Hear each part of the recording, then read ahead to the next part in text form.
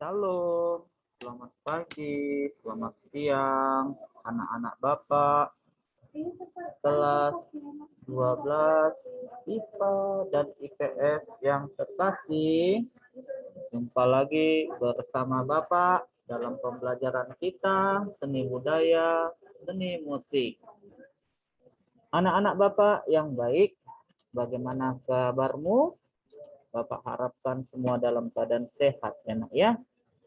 Bapak harapkan juga kamu tetap setia, selalu belajar di dalam rumah, ya, karena situasi pandemi kita masih belum berakhir.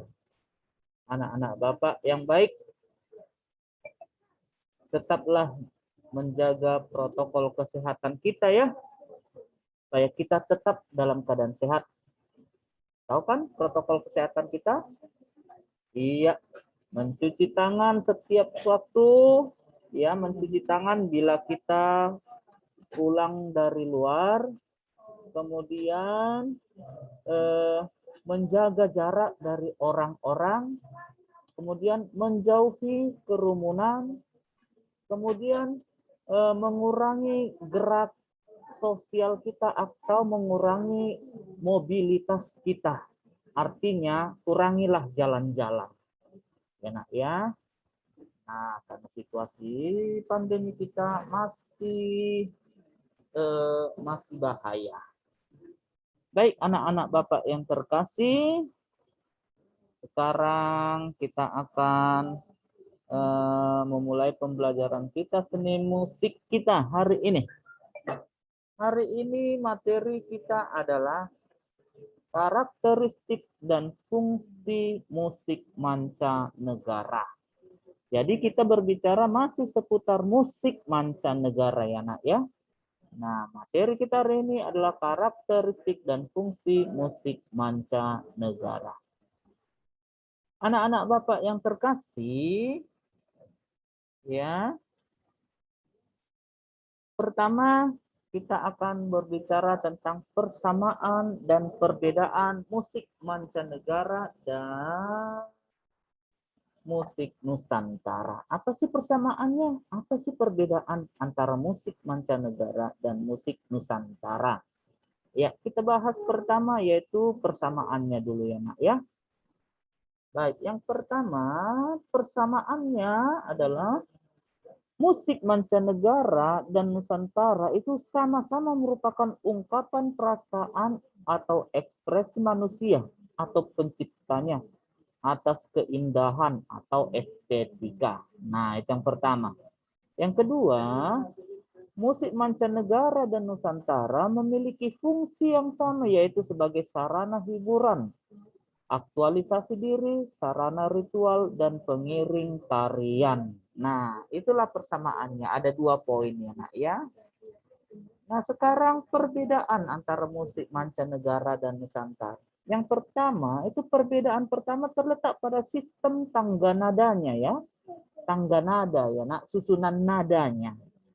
Nah, musik barat itu memiliki sistem tangga nada diatonis atau 7 nada. Kalau dibilang tangga nada diatonis itu tangga nada yang terdiri dari 7 nada. Dan juga tangga nada kromatis atau tangga nada 12 nada. Sedangkan musik Nusantara itu memiliki sistem nada pentatonis atau 5 nada. Ya, ingat ya, musik barat itu memiliki tangga nada diatonis dan kromatis. Sedangkan musik Nusantara itu memiliki sistem nada pentatonis. Iya. Apa itu diatonis, kromatis, dan pentatonis? Mari kita lihat. Nah, ini dia. Tangga nada diatonis. Diatonis itu 7 nada. Ya. Itu inilah dia. Terdiri dari 7 nada. C, D, E, F, G, A, B. C. Nah, ini pengulangan lagi dari do. Do tinggi. Jadi yang diatonis itu do, re, mi, fa, sol, la, si. Ya, ya kan 7 nada kan? Do, re, mi, fa, sol, la, si. Itu 7 nada. Nah, inilah tangga nada diatonis itu ya, 7 nada itu. Kalau di not baloknya inilah susunannya di dalam garis para nada. Ini jarak nada-nadanya C ke D atau Do ke Re itu satu laras. Re ke Mi satu laras. Mi ke Fa setengah laras. Fa ke Sol itu satu laras. Sol ke La itu satu laras. La ke Si satu laras. Si ke Do setengah laras. Nah inilah dia tangga nada diatonis atau tangga nada 7 nada ya. Nah kromatis, apa itu? Tangga nada kromatis itu tangga nada 12 nada. Nah, nada-nada itu ini dia. C, C kres, D, D kres, E, F, F kres, G, G kres, A kres, B, dan C. Nah, kalau diangkakan C ini ini angka 1. D ini angka 1 yang dicoret. Re angka 2, Ri angka 2 yang dicoret miring. Mi angka 3, Fa angka 4, Fi itu angka 4 dicoret. Sol angka 5, Sel angka 5 dicoret, La angka 6, Li angka 6 yang dicoret, Si angka 7, dan Do. Nah inilah kromatis. Kita hitung ada 12 nada. Do ke Si. Do, di, re, ri, mi, fa, fi, sol, sel, la, li, si. Ya, itulah dia. Nah, sedangkan tangga nada pentatonis, nah inilah ciri khasnya tangga nada orang kita tangga nada musik Nusantara, kita orang Indonesia. Kita itu hanya mengenal 5 nada saja. Do, mi, fa, sol, si, do. Contohnya ini pentatonis. Do, mi, fa, sol, si, do. Nah, ini pentatonis ini kebanyakan gaya nada apa ya? Nada-nada musik Jawa. Do, mi, fa, sol, si, do. Nah, kitanya itu yang coba. Do, mi, fa, sol, si, do, si, sol, mi, fa, mi, do, si, mi, fa, sol, si, do. Nah, itu Jawa. Jawa hanya ini aja notnya, nadanya. Ya, nggak ada re, nggak ada la di situ. Nah, Jawa inilah dia. Nah, inilah pentatonis ya. Iya. Oke, perbedaan ke berapa ya? Perbedaan pertama tadi, ya ini perbedaan kedua. Dari segi sejarah, musik barat cenderung berkembang berdasarkan teknik komposisi dan praktek memainkan musik. Sehingga para ahli musik dapat mengelompokkan perkembangan musik barat atas tahapan-tahapan zaman dan gaya musiknya. Sedangkan musik Nusantara tidak memiliki tahapan-tahapan perkembangan sejarahnya. Secara umum, musik Nusantara hanya merupakan proses untuk memenuhi kebutuhan masyarakat, baik sebagai ritual maupun sebagai hiburan. Artinya, nak, musik mancanegara itu punya tahapan sejarah. Ada zaman Renaissance, ada zaman Barok, ada zaman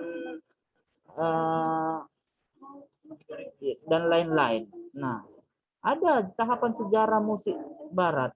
Sedangkan Nusantara tidak ada, ya, tidak ada tahapan sejarahnya. Baik. Sekarang yang selanjutnya yang ketiga, perbedaan yang ketiga, umumnya karya musik barat dihasilkan secara individual oleh seorang komponis. Sedangkan musik Nusantara dihasilkan dari proses memainkan alat musik secara bersama.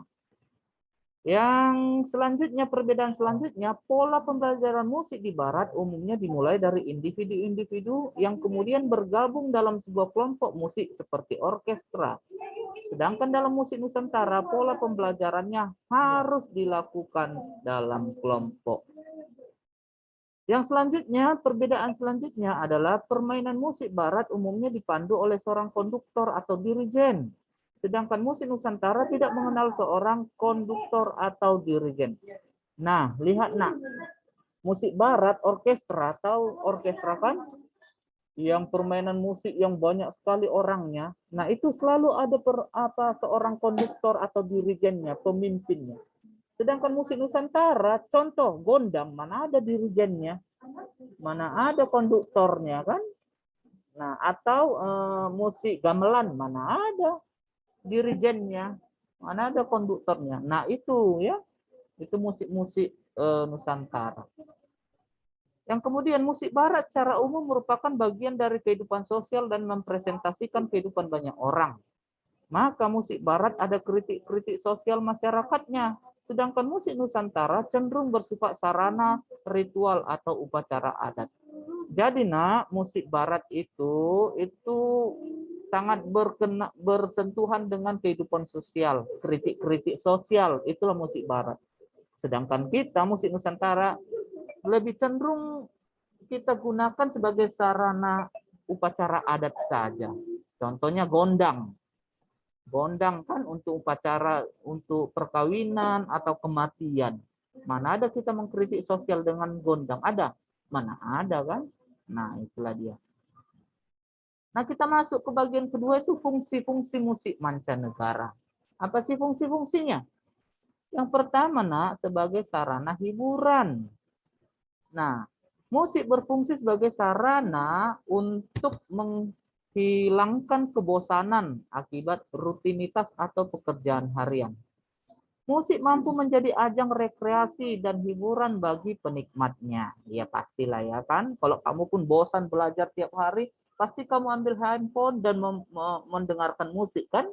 Nah, itulah fungsi pertama sebagai sarana hiburan. Yang kedua, sebagai sarana ekspresi diri. Bagi para seniman musik, musik adalah media untuk mengekspresikan diri mereka. Melalui musik, mereka mengungkapkan perasaan mereka, pikiran mereka, gagasan mereka, cita-cita tentang diri mereka. Iya, itu juga musik sebagai ekspresi diri, pengungkapan diri, anak ya. Yang ketiga, sebagai sarana pengobatan atau terapi. Loh, kok bisa musik jadi sarana pengobatan? Nah, tengok dulu, obatnya bukan berarti obat yang kita minum. Obat apa maksudnya? Nah, fungsi musik di sini hanya berkembang di Eropa dan Amerika setelah Perang Dunia Kedua, nakku. Pada saat itu, musik dipakai sebagai terapi tambahan untuk penyembuhan kondisi mental dan psikologi para korban perang dan veteran. Mereka dirangsang untuk mengungkapkan emosinya melalui kegiatan mendengarkan musik. Nah, jadi musik di sini mengobati mental dan psikologi, bukan mengobati tubuh ya, nak ya. Nah, musik itu sebagai mengobati mental dan psikologi orang. Yang keempat, sebagai sarana peningkatan kecerdasan atau inteligensi. Nah, para ahli kecerdasan mempercayai bahwa musik mampu meningkatkan kecerdasan seseorang. Prinsipnya adalah dengan cara merangsang keseimbangan otak kiri dan kanan manusia.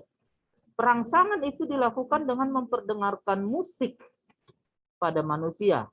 Dengan keseimbangan otak kiri dan kanan itu, maka kecerdasan atau inteligensi seseorang itu akan meningkat.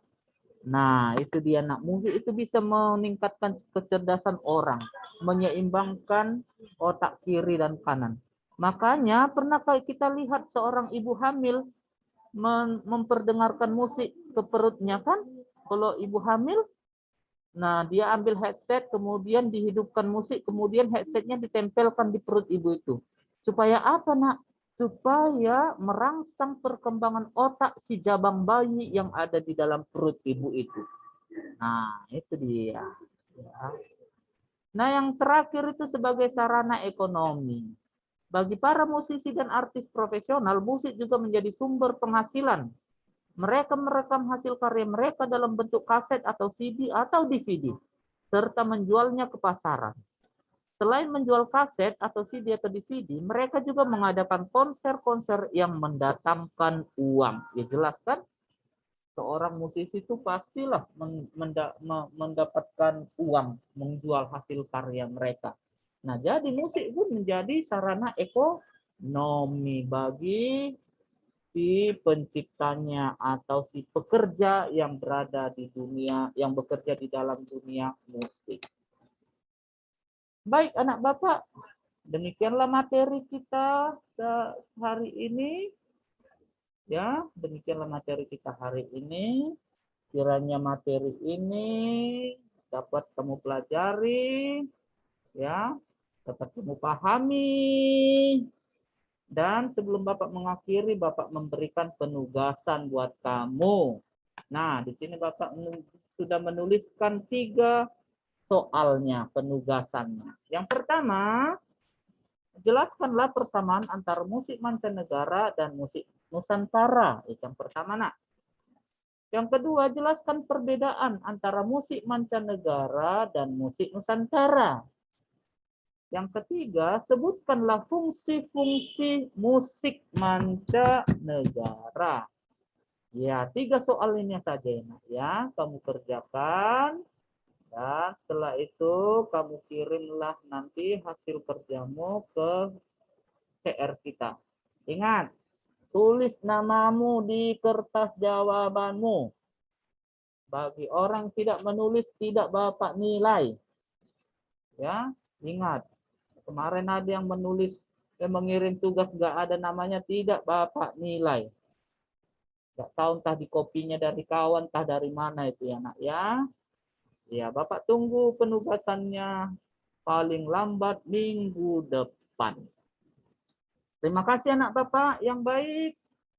Tetap semangat, tetap setia di rumah belajar, jangan keluyuran karena pandemi kita masih mengganas. Salam sehat semuanya, selamat siang, selamat pagi, selamat siang, shalom.